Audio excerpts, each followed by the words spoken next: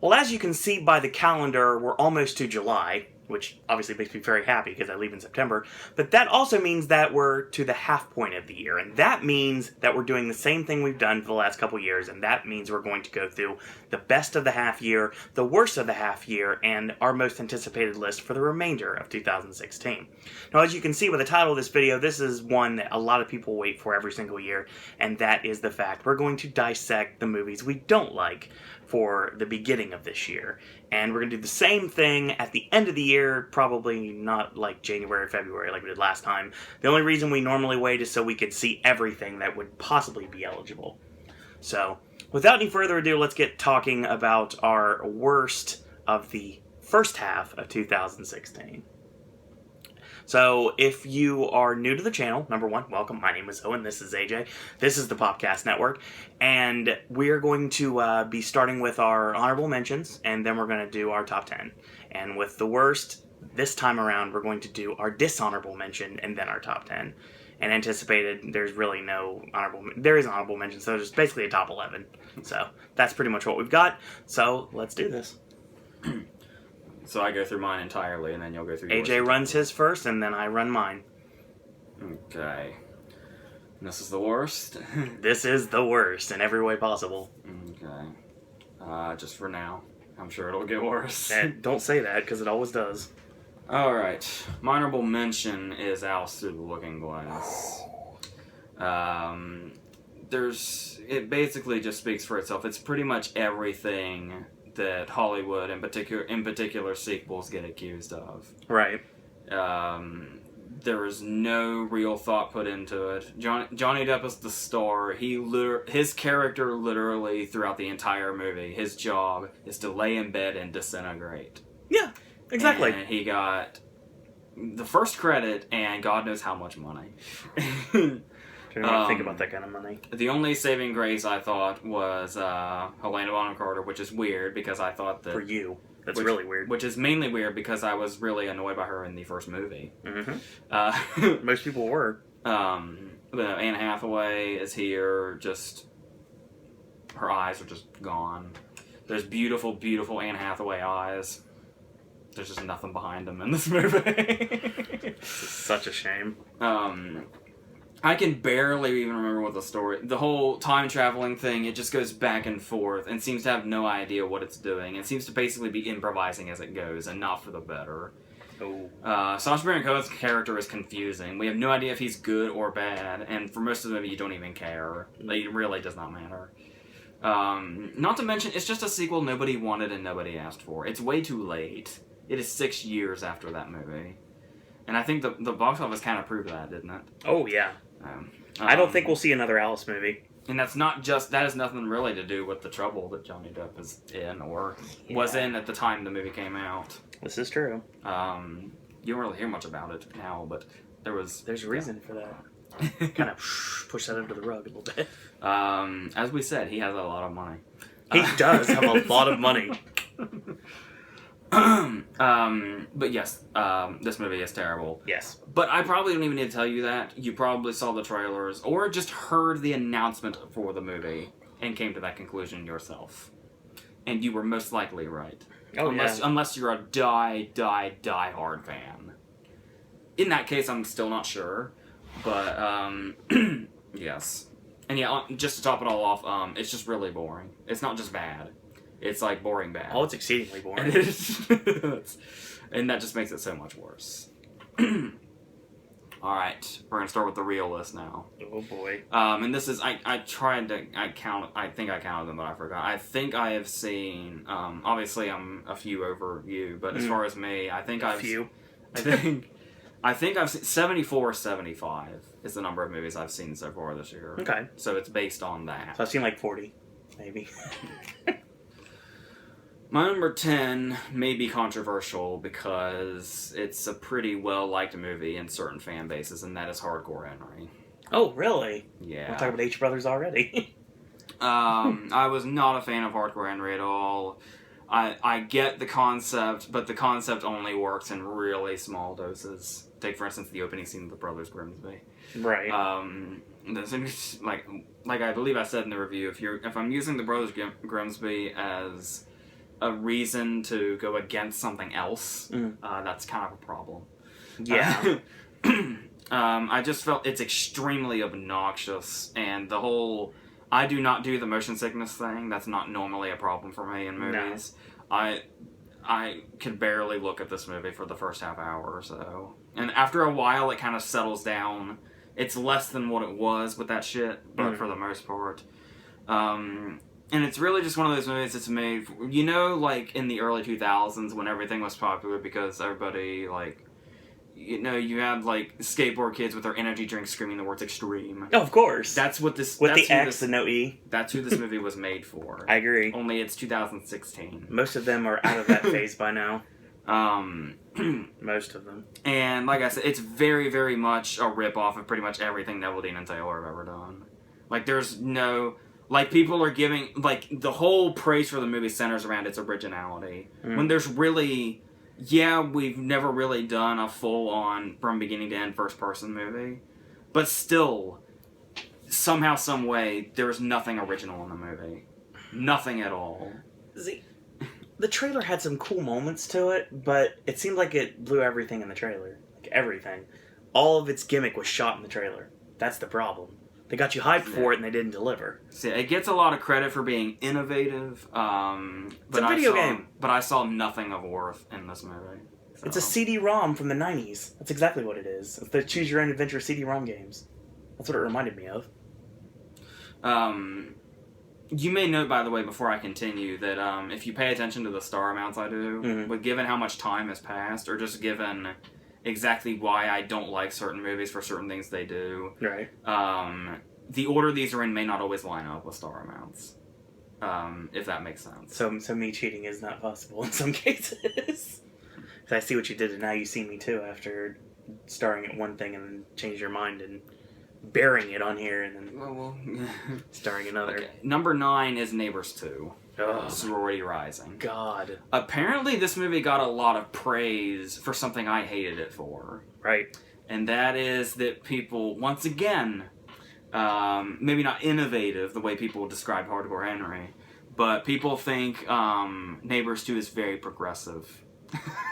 Because it touches on so many social issues. It's such a... I thought that was just extremely out of place and completely in the wrong movie here. Oh, yeah. Especially with how it seems to contradict a lot of what it's supposedly standing up for. Absolutely. Like, 1 minute, Chloe Moretz is standing up against sexism and, you know, really empowering women and stuff like that. And then the next scene is all the people in the sorority throwing their used tampons at Seth Rogen's house. It just, there's no real... like in their bikinis, like on the car from Seth Rogen. And then they continue to, with stuff that doesn't even fit into the movie, like the whole cops angle. Right. It's like after a while they just started putting shit in there that just didn't... Like they were trying to make some statement, but it just does not make sense in the confines of the movie.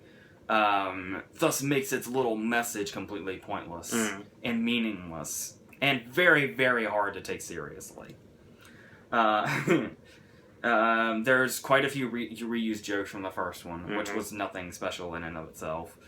And I remember just feeling really, really rushed and really poorly put together. You're right.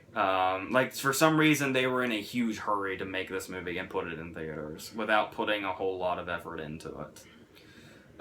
It shows. It really does. And, yeah, most of the only thing I remember laughing at consistently was, like, Baron Holtz. Which I think I remember I said about the first movie, too. Yeah. Well, I like the camaraderie between Zac Efron and Dave Franco, though. In this one, it's kind of pushed a little bit more to the forefront than normal, and I mean, I like that stuff, but like the movie as a whole just kind of fails. It was a one joke thing, and they tried to drag it out for some reason. I don't know. My number 8 is I had to do a little modification because I made this list a little too early. Ooh, really? Yeah, number 8 obviously is Independence Day Resurgence. You're not the only one. I just talked about this movie, but in the event you didn't see that review that was just posted, carbon copy of the first movie, not in a good way. Like I said, you can do that in a good way, like The Force Awakens did. This movie does not. It was pure and complete laziness. It doesn't even feel like a Roland Emmerich movie. It feels like an Alien vs. Predator movie in the world of not Starship Troopers, but one of the direct-to-video sequels of Starship Troopers. Right. Which is just a real bad place to be. Nail in the coffin from the very beginning, though. Liam Hemsworth is the star of it. That will just kill a movie immediately. I know because I've seen every movie that his name headlines. I can tell you this for a fact. Is this true? Never ever see a movie that Liam Hemsworth is the first credited person in. Ever. Even if it's alphabetical. Still, just stay far, far away. The constant exposition is annoying as shit, and much more so than it normally is in movies like this, where every single line is blatantly trying to explain something to you because it literally feels like you're too stupid to understand an Independence Day movie. So they will tell you every single thing in great detail, what every character does, who every character's thing is, just all that bullshit. Mm-hmm. And it's really embarrassing. Like, you saw me, I couldn't help but just start laughing at it every single time a character said something, because it was always so obvious. You brought up a drinking game, too. Oh, we would have long died if we tried that. You will be blackout drunk within 15 minutes if you tried to play the drinking game of exposition and Independence Day Resurgence. And the returning characters that they did score are all wasted.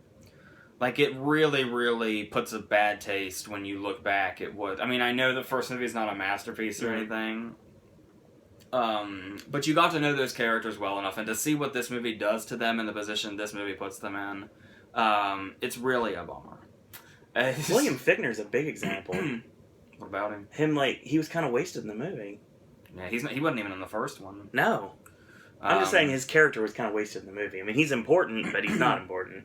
At the same time. Like I said, that just confused me into thinking I was watching a Michael Bay movie when William Fichtner walked in. Right. But I don't know. It was a complete disaster, and not typically in the way you would associate the word disaster with Roland Emmerich. No, you would. I would, but I mean, maybe you wouldn't. I mean the disasters within the movies, right? That are not in fact the movies themselves. My number 7 is a movie I'm going to have to struggle to remember.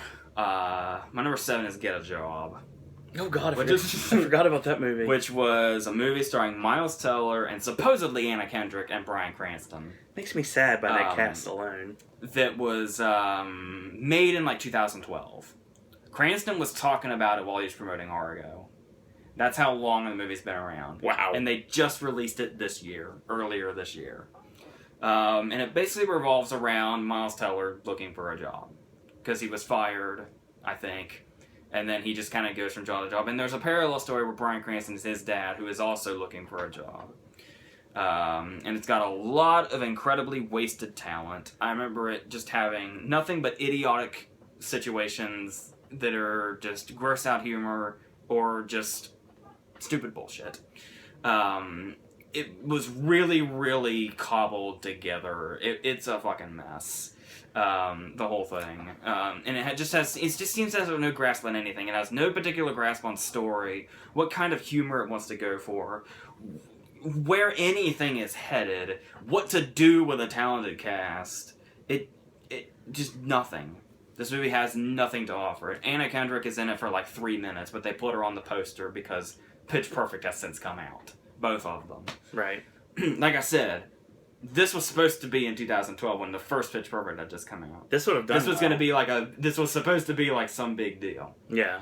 Mind you, Miles Teller didn't even have Spectacular Now yet, let alone Whiplash. No. It was still like the Project X guy back then. But they were still, I guess they were going to try to sell it based on Kendrick and Cranston. Christopher Mintz-Plasse is in it too. They could have tried to sell him on that. And Brandon T. Jackson, I think. Yeah, because there is a scene where Brandon T. Jackson has to drink like deer cum or something, and it's like a whole scene in itself. Too stupid. Yeah, it has no. Marcia Gay Harden is like the villain in it. What? Yeah, that's so random. Yeah, Oscar winner Marcia Gay Harden is like the stern boss that must have some comeuppance or something. I don't fucking remember. I don't care. I don't know. There's a review for it. If you need to there is a refresh review your for memory, refresh my memory by refreshing your memory. Sigourney Weaver busy or something? Is that the reason she played it? There was no alien references in the movie. That was the problem. Nah, that's why she didn't show up. Of course. My number 6 is Norm of the North.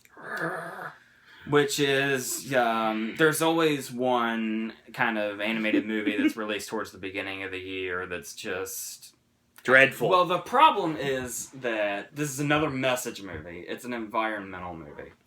I do remember specifically one of the weird things about the movie being that, who was it? Ken Jeong voiced the villain, I think. Uh-huh. And he was like this big bad corporate guy who wanted to build buildings in nature. And it was like, he doesn't care about the environment. He just wants to, make money. Yet his last name is Green. And all these big corporations are called Green. I sense a contradiction here. Maybe that's just me. Well, if there's anything you need to know about the main character, Norm is voiced by Rob Schneider. That tells you, number 1, where this movie's budget was at. And number 2, where its care was at. And number 3, where its humor's at. $18 billion. It's another one of those movies also where I'm not quite sure. It's the nut job syndrome. Where I'm not sure how far back the animation process goes. But a lot of the jokes in it are already dated. Yep. And that's a problem. It thought it was going to be this big pop culture thing. But it is not. It's really, really not. And yeah, there's not a whole lot. It came out, in January? It was one of the first movies this year. Mm-hmm. And there's really not a whole lot else I remember about it. It's nothing but really, really dated jokes, really lazy voice work. Stuff that yes, it's very, very low. It's another one of those ones where it's like, it's kind of like the lesser version of the cheap rip-off animated movie of some other popular movie, whatever that may be. Like if Disney did a Polar Bear movie, this would be the rip-off of it that you buy in Walmart for like $5. Yeah, and it sucks that they actually put an important message in it. Because nobody's going to care about this movie. Nope. And if anything, it makes the message look worse because it's in this movie. Yep. So, it was just all around a bad idea. And there's so much goddamn dancing in it. And we're not done talking about it yet. Good God, stop fucking dancing, you... Look at it! Look at it! Fuck off! Go away! Go away. Look at it! That is Norm! He dances! Ridiculous! We're not done talking about Norm of the North. Take a second, please. Not even close. My number 5 is The Boss. Once again, you may only need to know this movie stars Melissa McCarthy, but there's a lot of other problems in there. Number 1, they completely waste Kristen Bell. Kristen Bell is like supposed to be the straight man to Melissa McCarthy, and it is... Well, for start, this is another thing where the director of The Boss is her husband, Ben Falcone, who also did the glorious masterpiece, Tammy. And it's one thing when you can take everything that's not good about what Melissa McCarthy does and put it in a movie. But the guy that loves her enough to bond himself to her for the rest of eternity is the director. Those bad qualities are going to be amplified in a way you cannot imagine.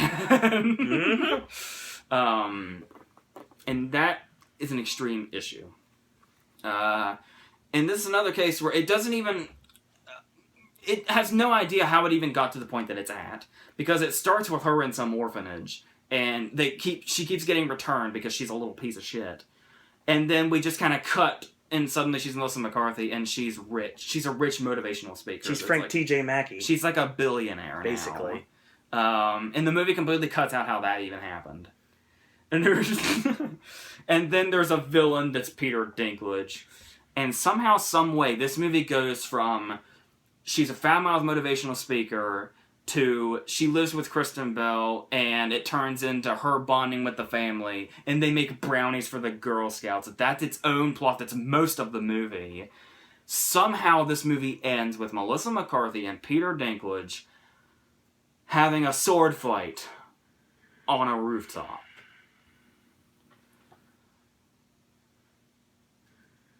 The brain melts. The brain melts trying to comprehend how so much stupidity can come into one little 80-minute interval and just ruin everything you think you know about the world. Like, everything you thought was good in the world is suddenly not.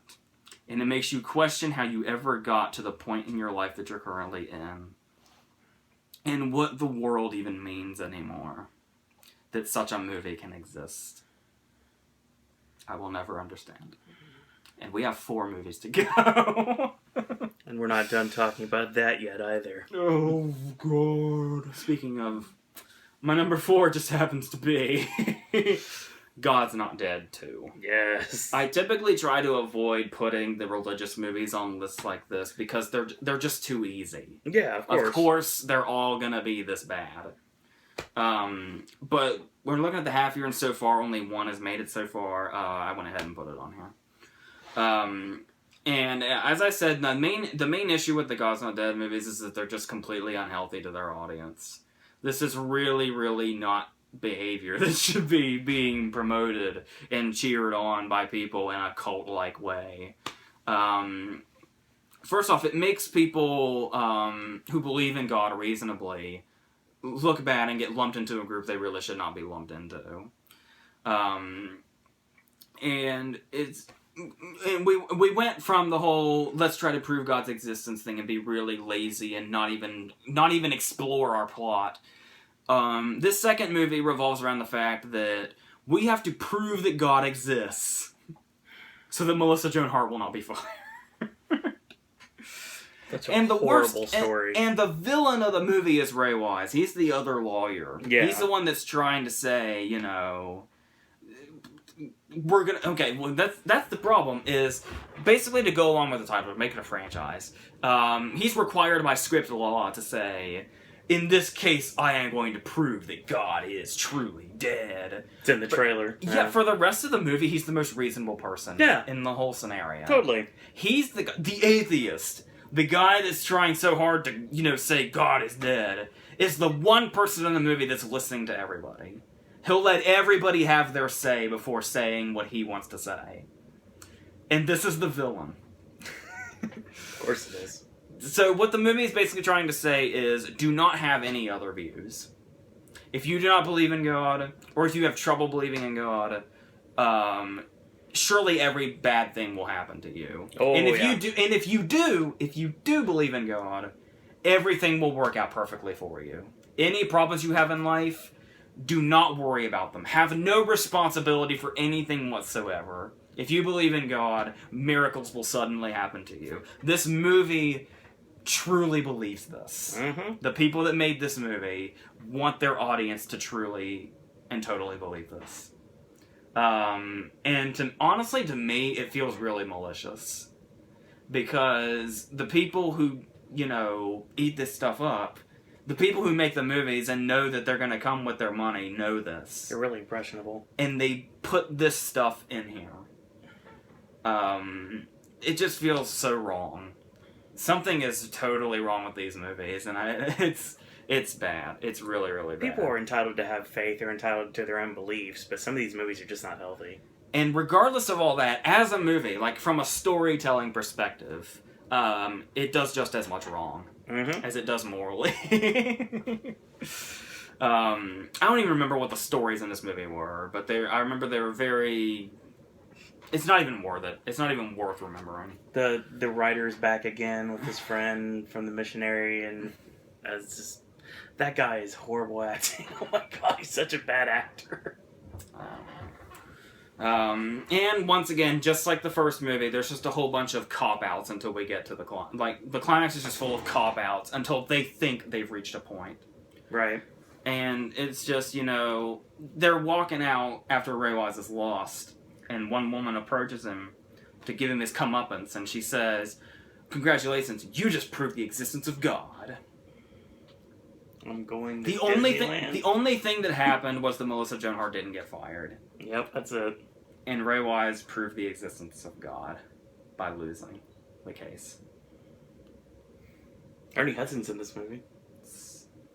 I just don't understand. It's horrible. These Yes. movies are bad news. And again, we're not done talking about it either. All right, my number 3 is Now You See Me Too. This is just... Are you surprised, dude? Come on. No, I'm not surprised, but it doesn't deserve to be on a worse list. It does. In fact, in the number 3 spot. Exactly where it is. Now, while I said it's not as bad or annoying as the first movie, this movie is pretty much... goes right along with Alice Through the Looking Glass in regards to... It's pretty much everything that's wrong with movies like this, especially sequels. Total and complete laziness from beginning to end. Every single thing in this movie is brought about by the writer improvising as they went. And they think they get involved in like these really gigantic Mission Impossible style scenarios. Right. But there are no problems whatsoever because they can do whatever the screenwriter wants them to do. It doesn't matter if they could do it before. It doesn't matter if they're an illusionist or if magic suddenly exists. They can get out of any situation because the writer does not want to have any conflict to write with. Whoever wrote this wants everything to be super easy from a writer's perspective. So everything is just... It's a very, very shining example of the laziness, just how lazy writing and really big movies can get. And like I said, it's really insulting in the way Eisenberg has that line to Daniel Radcliffe about, are you just trying to show us how adorably clever you are? Which is exactly what this movie is trying to do. And the problem is that it's always trying to cheat its way out of every single conflict in the movie. Like, hypnosis works on everybody at all times. Yeah. Even the one person it doesn't work on, when they need it to, it suddenly will. And then there's stuff that they leave stuff open. Like, stuff will happen that needs an explanation. And they show, like, oh, this is how we did this, and this is how we did this. But then when it comes to something the writers can't explain, they just throw it out like it never happened. Eisenberg falling because they have no explanation. Into water. They thought it might have looked cool, but when it came time to actually write in a reason as to how that could happen within the confines of this story, they didn't fucking care. They didn't care the whole time. And the thing that's so baffling to me is that when this little care goes into the writing process, why is the movie over 2 hours and wanting to do a trilogy? When they're clearly done with it. Because they can't get through an entire movie without just cheating their way through it. It's really, really ridiculous. And maybe that just has to do with the fact that maybe I'm a little personally... When I say I'm personally insulted, let me just say... Maybe it's a little self-promotion. But still, if you want to know why I would feel personally insulted, there is a site called The Blacklist that you have probably heard of, where a lot of big names put their stuff on there. That is how a lot of scripts get discovered. Of course. And I submitted a script to The Blacklist for evaluation. And this is a big deal. This is like the go-to script writing site. Of course. For everybody. It's like the one that is not total bullshit. And I submitted one of my scripts there, and I got the evaluation back, and I had heard that they were tough, so I braced myself. Right, of course. And they said, just to basically give you the gist of it, that they were enthralled from beginning to end. And then they said this scene and this scene and this scene. This is why this worked and this is why this worked and this had me on the edge of my seat and I thought this was really intense. By the time they said what they liked, they had gone through the whole thing. And I was so like that makes it sound like it's virtually flawless. Right. But then you go to the second part where they tell you what you could fix. And it's just this little thing and this little thing and this little thing and this. So they say what they liked, and it pretty much is every single scene that I wrote. Of course. But because of the tiny, tiny little things added up so much, I ended up with a 5 out of 10. A 5 out of 10 for a script that they liked almost all the scenes of. And Now You See Me Too walks the earth. There's worse examples than Now You See Me Too. I hope you can understand where my frustration comes from. No, I totally get it. I completely understand what you're saying. I can feel the hatred right in here. It's right here. It's choking me right now. There's that prick right there. Am I seeing correctly? Yeah, of course it is. That is a can of soda with Jesse Eisenberg as Lex Luthor on it. I fucking hate you. I hate the fact I don't have Affleck's can. That's the only one I didn't get. We still have 2 to go. I'll hurry. I do 6-hour podcast. It's fine. My number 2 is How to Be Single. Oh, God. Another movie that's kind of a disgrace. Kind of. Where it's, we have, who was it? Dakota Johnson, Leslie Mann, Allison Brie, and Rebel Wilson are our 4 people. And it's your average, everyday, cynical look at relationships movie. Whoop-de-goddamn fucking do, right? Where we have characters who are, we're just gonna throw away our relationships, we're gonna be single, we're just gonna fuck everything that moves to be free and to figure out what we're gonna do with our lives. We're gonna play the field, we're gonna do all this. Yet this movie about being single and playing the field, pretty much everybody is in a relationship in this movie by the first half hour. Yep. And then it becomes every other romantic comedy ever. Thus making its whole point, its whole reason for existence, its fucking title, completely and totally worthless. Once again, there is one actor who's always going to put the nail in the coffin immediately. In this case, we got Rebel Wilson. Nice. And then you have characters like the bartender, who he's like, I know women and I'm a womanizer, so I set up my pad to where they can only stay over for one night because I don't like attachment. If that guy's not gonna fall in love at the end of this movie, I don't know who will. There's a really weird plot with Damon Wayans Jr. that makes the movie super. The entire, like, it tries to play it up as this big comedy of sorts.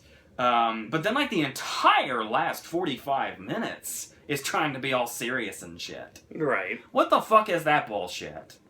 And then, yeah, and that's basically the whole thing. And then there's the pregnancy plot with Leslie Mann, for fuck's sake.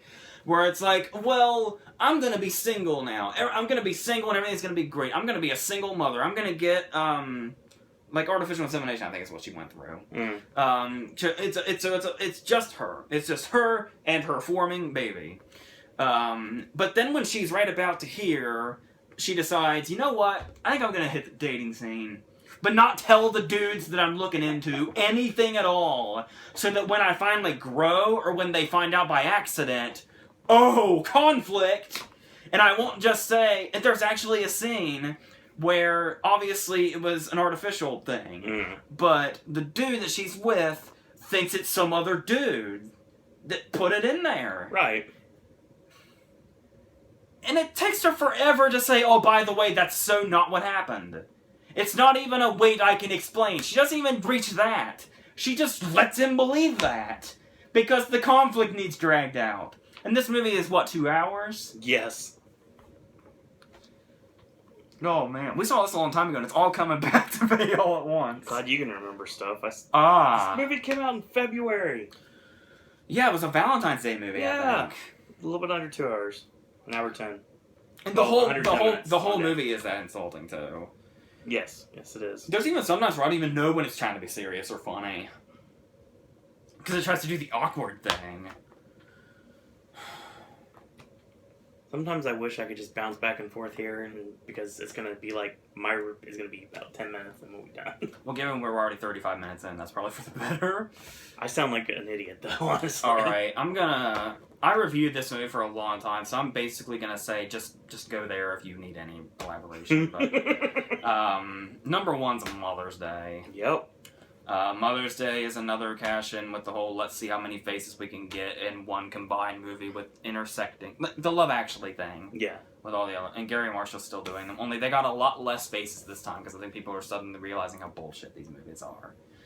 And every single plot in this movie is just absolute and complete bullshit. You will feel 20 times dumber after having seen this movie.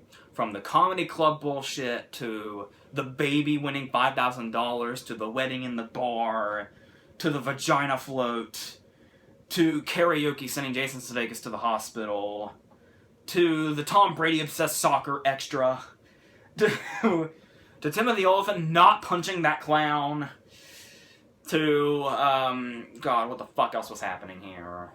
To all the stuff where we avoid shit so that the movie can drag out for 2 hours and characters don't meet in the most logical way. The whole, there are scenes in this movie that mirror Blended with Adam Sandler. Yep. That whole tampon scene with, oh, I'm a single dad, and oh no, my daughter I have to go get tampons for my daughter. That's the grossest thing ever. This guy's what, 40? He had a wife. Mm-hmm. Good God. Surely he had girlfriends before her too. You'd think so. But no, buying tampons is the most embarrassing thing in the world. There's a woman in my life. There's a person of the opposite sex in my life. Isn't this embarrassing? Isn't this totally just like... A lot of those recycled jokes are in this movie. Right. And it's just like 2 hours filled. And it gets like, if you're the kind of person, it gets real offensive too. It gets racist, homophobic, all that stuff, and it's meant to be funny about it. Mm. It's, whoo. Yeah. But like I said, there's a 45-minute review somewhere. There is. Oh, by the way, little people, because they're little people. Hilarious. Fucking hilarious. This movie thinks so, anyway. I swear to you, he's not drinking. Mother's Day is the Antichrist. I can't. Really? Jeez.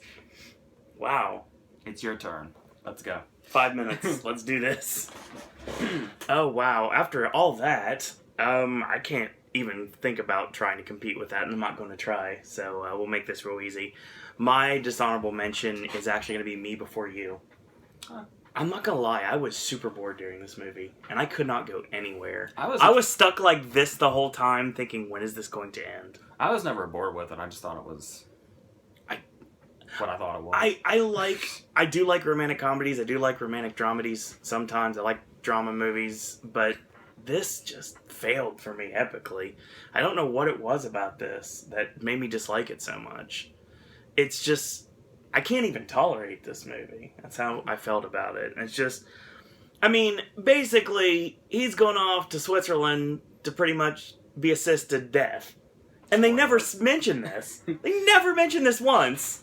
Because they're too afraid. Yeah, they're afraid to, and they're basically keeping it, like, from everybody, and then... Wasn't the book acclaimed because of how ballsy it was? Yeah, exactly, and this one has They no pussyfoot balls. around it. No balls at all. And it's interesting because the person that wrote the book did the screenplay, so you would think she would know the characters well enough to say, Well, hey, it's we have a probably- theatrical version, let's make this work. It's probably a studio decision. Yeah, it's just... I don't like this. It's just... I didn't see much chemistry between the characters. I didn't, really. I don't like Emilia Clarke. I mean, she's kind of got that, like, adorableness to her, but I mean, I don't like this character. I don't know why. She's too happy. Sam Claflin. She's got to be a serial killer in her past life. Sam Claflin, I'm pretty sure, was a serial killer in his past life. His character, at least. I mean, like, the guy that doesn't care about anything, and of course he's forced to care, because then the girl comes into his life and everything is wonderful, great, and grand. But, he's only after she stands up to him. But he's gonna die, so it doesn't matter! So, it's just... And she can't talk him out of it, and Charles Dance is wasted here, and Janet McTeer's in this. It's just, like... I'm telling you, it's just... I could not get into this movie at all. I feel bad, because I know a lot of people that were like, oh, this is the saddest thing ever. No. And I get it. I was sad for Neville. Yeah, I'm always sad for Neville, though. 7 years of a relationship. Yeah. Down the fucking tube because he wanted to run. Yeah, well, if it uses as a phone. But the thing is, you basically have a situation that I couldn't get into. I just couldn't get into this movie. That's the only thing I can say. I don't, like, dreadfully hate it. I just couldn't get into it. Speaking of things I couldn't get into, my number 10 is actually God's Not Dead 2. Gosh, I don't like these movies at all. I don't. Pretty much everything AJ says, and this is going to be a carbon copy of what he said, just with less fire and ferocity. on most of these, and except for a couple, which I'm going to throw a lot more than he did. There is something about these movies it just gets to me. Number one, I feel like I'm in a cult aspect whenever I'm sitting in the theater, which is freaky, is to say the least. Number two, the end of every movie turns into a giant music video for the Newsboys. Don't understand what that's about either. And, I mean, I swear to you, one day when Kirk Cameron makes one of these movies, it's going to be like the greatest thing in the world, and we're going to hate it more than anything ever in the history of ever. I don't know why these movies exist. I mean, I do understand. I don't like the Robinsons at all. I really don't. I don't like Duck Dynasty. And they come off looking so toolish in these movies, too. Even more so. I mean, just in general. In general, I don't like Duck Dynasty. So if there's anything I can say about this... I like that picture that's floating around online that shows them without their beards to show how fake they are. Oh, it's a total work. I've got the iPad here, obviously. Like, I showed you the picture of Norm earlier. But the thing is, I have the iPad here because obviously I forget things. Because I've been hit with a lot of chairs, so I can forget a lot of things. And I sleep a lot. Maria Cannells Barella is from Wizards of Waverly Place, and she's in the movie, too. She's a character, just kind of a throwaway character. The thing is, I like not the director, but the writer of this movie, David A.R. White. I think he should never act ever in the history of ever. He's the guy that was in... he should just stop. Wasn't he like the deadbeat baseball player? Faith of Our Fathers. Oh, I thought the guy, the deadbeat baseball player, in another movie we watched recently. I don't remember what his name is off the top of my head. You thinking of Home Run? Yeah, I might be. That wasn't recent. I don't know what day it is anymore. We don't have time for this. Yeah, seriously. Just don't... I mean, if this is your deal, you're going to like it, but... Oh, God, it's not mine. Speaking of not mine, my number 9 is actually going to be The Finest Hours. I have never been so bored in a Disney movie in my life. Oh, I'm sure there are more. No. To remember, there's not a Disney movie that I can recall in my almost 35 years of life that has bored me as much as The Finest Hours did. I did not care one iota about this movie. I just think it's a shame how it's really hard to gauge what the charisma that Chris Pine has. Yeah, I mean... Because you have his Joe Carnahan movies, and you have movies like Bottle Shock, but then everything else, he's very... Yeah. Yeah. Exactly. I mean, and again, this is just like with most of my list. This is a case of a great cast that they do absolutely nothing with. Like, most of the scenes, like, they're darkly shot, and I can't understand what's going on. Well, it is a storm. I understand it's a storm. I get that. And it's based off a true story. I get that, too, and I'm sure that it's very painful for everyone that went through it, and I understand that full-heartedly, but it does some things that are real don't make good movies. I think I said that when you did the original review. Some things that are real life do not make good theatrical experiences. And this is one of them completely. I don't like this movie at all. I really don't like this movie. It's boring. And it's like I was waiting for it to end the whole time. It's just like, why is this not over yet? And it feels forever long. It's almost 2 hours long. And it felt every minute of 4 hours. So it's just... Waste of a really good cast. Yeah, totally. Like it had everything going for it, except for execution. Like who else? There was Ben Foster. And Casey Affleck. Yeah, John Ortiz is in this movie. Eric Bana's in this movie for like a split second. Yeah. Like he literally bombs in. He does his da, and the next thing you know, he's gone. You don't see him again. It's just such a waste. Speaking of such a waste, my number 8. Same as yours! Independence Day! Resurgence! Okay, here's the thing. I watched the first Independence Day back in 1996. I have not watched Independence Day since 1996. And we watched the double feature last night. And this is the first time I've seen it on the big screen. And being able to have this and then watch whatever that dreck was they put in as the second one really made me appreciate the original one a lot more. And really made me hate the new one a whole lot more. Like, some of the effects you used in 1996 they looked outdated, but if you watch the new one, it seems like they look better. If that makes any sense. The effects for the first one still really hold up. Oh, yeah, they really do. I still like the dog in the fire. I said in the video. It's just, and I'll probably say it again on Sunday. But the thing is, you don't need to remake movies. You don't need to do sequels to movies that are many years later. It's like they're saying, oh, let's do a Family Guy movie. Yeah, it's like you're about 20 years late for that one. Just like the Simpsons movie. It's like way too late for that one to be relevant. it's just one of those things that they should not have made this movie. I understand why, like, Mae Whitman wasn't very upset because she didn't get contacted for it, because it got turned into what it became. Brent Spiner, I mean, guy's pretty much just doing, like, probably, I'm gonna guess, at conventions at this point. Still living off that data money. So, yeah, I mean, I liked him in the movie, and it's always nice to see Judd Hirsch. I'm a big Taxi Mark, so, I mean, that's something that's really cool. But just, like you said, Liam Hemsworth, man. His character needs to meet the same fate as Chris in Cabin in the Woods. Seriously. It's it. I'm done. That right there, all I had to see. Roland Emmerich is half and half for me. Like, most of the stuff AJ was praising about his movies, like 2012 and 10,000 BC, I hated those movies. And Day After Tomorrow is one of my... Whoa. Praising... Never in my life have I praised 10,000 BC, and never will I. Okay. Praising to the point that... Okay, 10,000 BC, you mentioned them like an oft moment, but still, like that, like Day After Tomorrow, I think Day After Tomorrow is one of the worst movies I've ever seen, but I probably need to watch it again, like with Blood Work His and Record. Godzilla blows, too. The soundtrack for Godzilla is incredible. The movie is terrible. There's a lot of wasted characters here, and Goldblum, it's nice seeing him back. Like, where the hell was he in Jurassic World? But he said he never got contacted. There you go. It's just Bill Pullman. He's there. He's there to be the guy that just doesn't care anymore. He's like, he just doesn't believe in anything. He's lost his mind, and everybody's like, the end is nigh, and stuff like that. It's just like one of those things. He's so much better than that. He's like Sandy in the last one. He really is. Oh my god. But yeah, this movie, it made it look even worse by the fact that I saw the original first. Can you do me a favor? Yeah? Never say Drek again. Why? What's wrong with Drek? Everything. Well, obviously you thought it was a lot worse than I did, but it's only a little bit lower on my list. My number, Dwarry 7, is A Mother's Day. I don't like this movie either. It just doesn't work for me at all.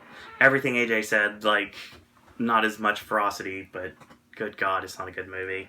I mean, I love Garrett Marshall, I really do, but he's starting to lose it when it comes to making films now. Oh God, how old is he now? He is in his 80s. I'm pretty sure we looked this up before, because I have an iPad right here in front of me. I can tell you exactly. He's 81, so yeah, he's in his 80s. I was right. I actually thought he was older. Yes. It's just, I mean, Valentine's Day, obviously that's a personal thing. New Year's Day was god-awful, and this... Oh, it's close enough.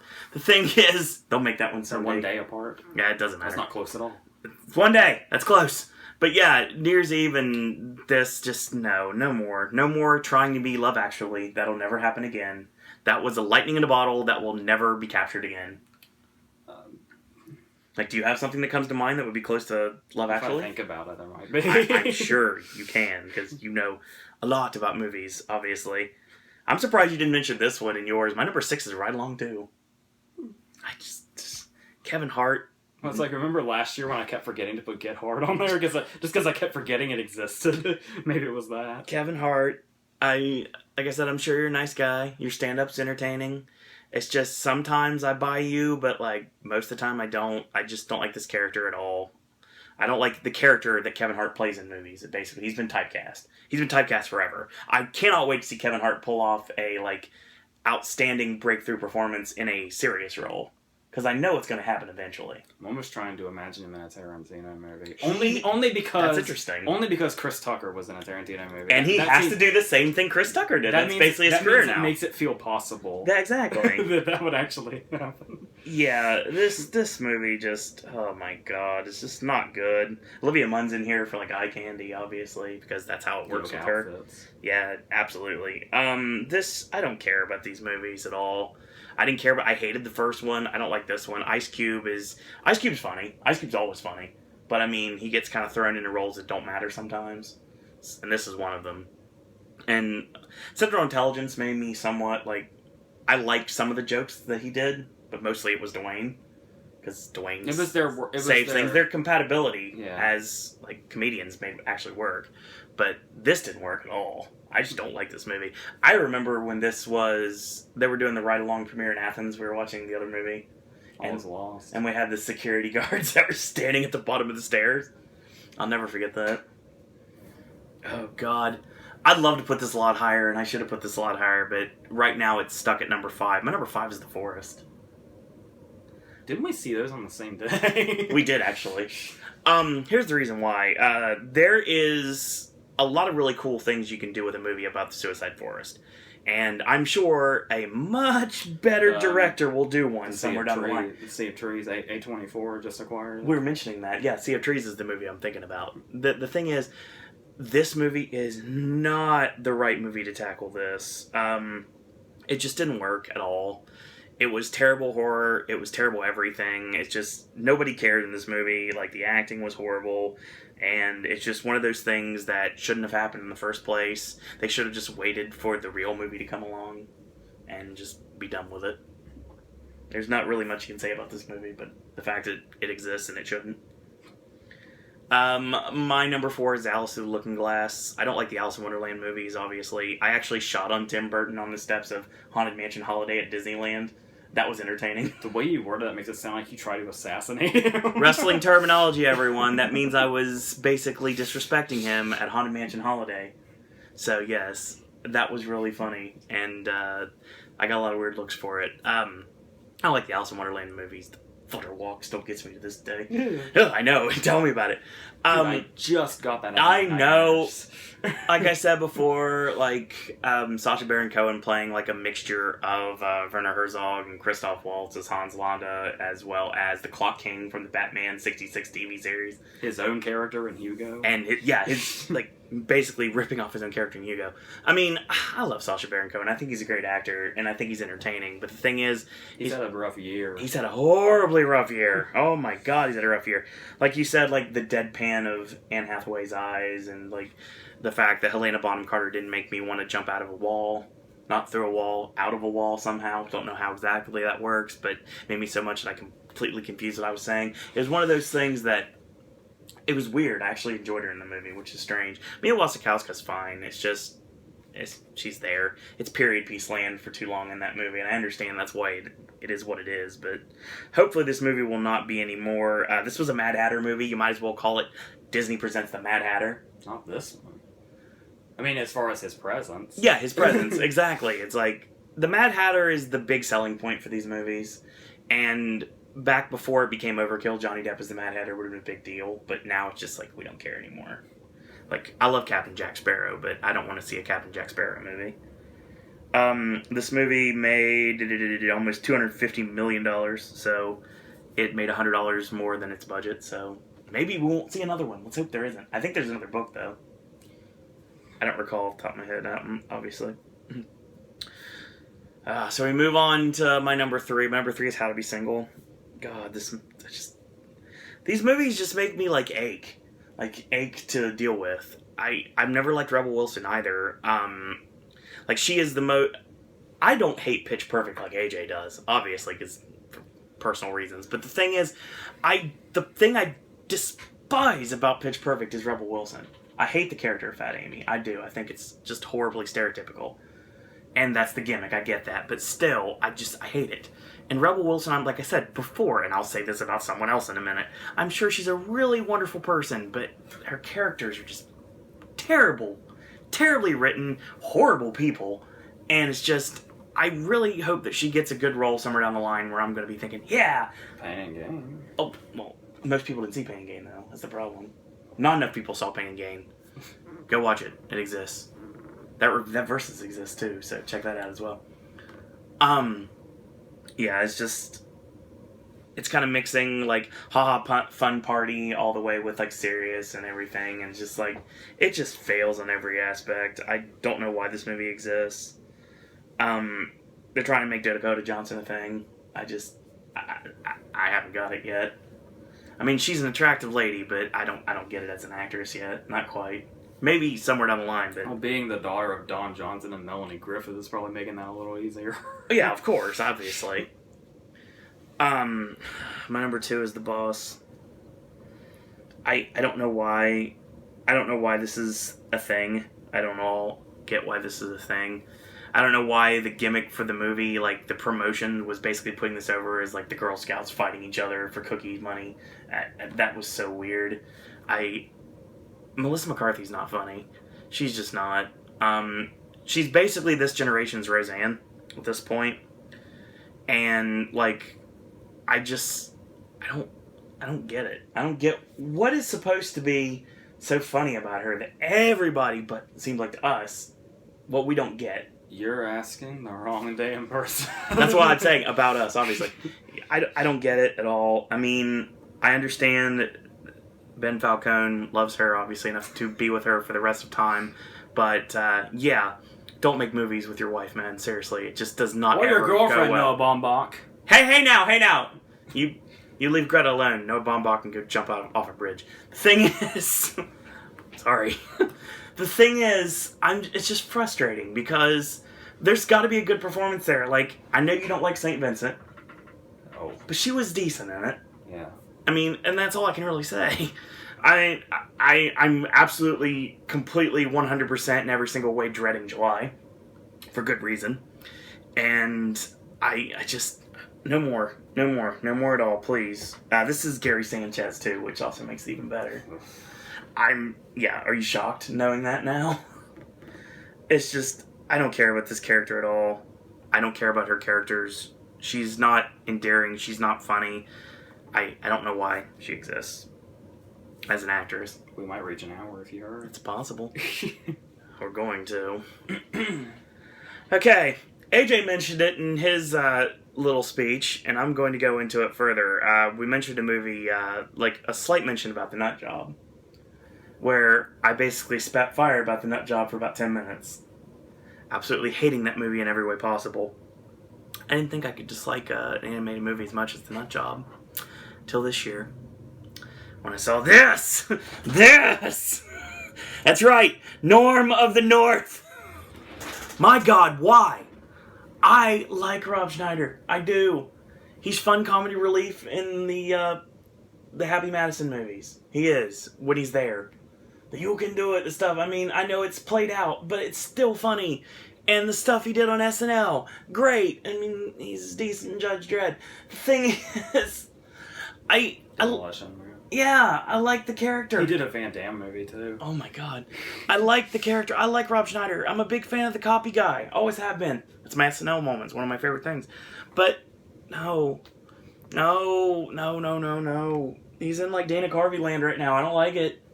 You're not giving him any work. He's a VO guy. He should be one, but it doesn't work for some reason. I don't know why they made this message movie about a polar bear. I don't get this. I don't know why Ken Jeong's the heel. Well, actually, I do know why Ken Jeong's the heel. But the thing is, it's just tiresome. I like animated movies. I really do. A lot more than he does, obviously. But the thing is, there's a couple every year that just get to me. And this one is it. The sequel to The Nut Job. I'm glad it doesn't exist. Yeah. It's supposed to. I'm glad it doesn't exist. I hope it goes straight to video, so we don't care. Because if it's straight to video, we don't care. It doesn't exist in this world. Even if it goes out in the UK like Ashley gets, like the Tinkerbell movies, it still doesn't exist. Because that means we don't have to review it. And we're not going to have to review it here. It just made my head hurt. To say the least, it just made my head hurt. And I don't know why they make these movies. Obviously, the kids don't seem to enjoy it. It made $25 million, which is $25 million more than it should have made. I maybe have given it like $1.50 at one of those like cheap cinemas. It only made that much because no animated or kid-friendly movies come out in January, really. No! And that's when the bad animated movies of the year come out, the beginning of the year. I mean, I'm sure we got a lot of great things coming out this year. We got Secret Life of Pets, we got Moana, we got a lot of really great things coming out. But seriously, it just, why? Why? Rob Schneider, why? Why would you make something like this? Now, I mean, I like Rob Schneider, but my God, why? Why does this exist? Seriously, AJ, why does this exist? Can you tell me? Because I don't know. Putting my tablet down. Yeah. That's it. Done. Don't watch it ever. If you have a chance to see Norm of the North, don't take it in any way. I don't care if your kids want you to see it, tell them no. There's other things. Tell them they're grounded for even suggesting it. That's exactly right. And make them watch Rob Schneider SNL clips. The ones that are obviously family friendly. So yeah, there's that. So that's going to end our worst of the half year. Join us next week for our best of the half year video. and the week after for our most anticipated of the remainder of the year video. So that being said, I want to thank you guys and girls out there for watching. AJ, any parting words? No. And that's all we got to say about that.